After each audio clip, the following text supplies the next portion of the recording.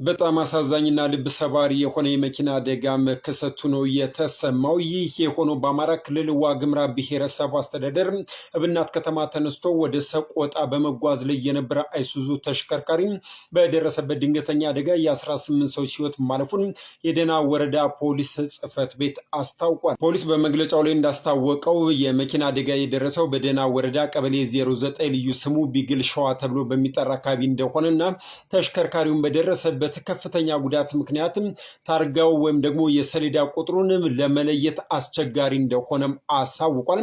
በዚህ በደረሰው አደጋም ከ18 ሰዎች ሕይወት መጥፋት በተጨማሪም 62 ሰዎች ላይም ከፍተኛ የተባለ ጉዳት እንደደረሰባቸው ገልጾ ሕይወታቸውን ላጡት ፈጣሪ ነፍሳቸውን በአጸደ ገነት ያኑር፣ ለቤተሰቦቻቸው መጽናናትን እየተመኘው በጉዳት ለደረሰባቸውና በሕክምና ላይ ላሉ ፈጣሪ ምሕረቱን ይላክላቸው። እናንተም እየገባችሁ ኮሜንት ሴክሽን ላይ ነፍስ ይማር እንድትሉ ጠይቃችሁ። ይህንን መረጃ ከቴክቫ ኢትዮጵያ ላይ ያገኘሁት እኔም ወደ እናንተ አጋራኋችሁ።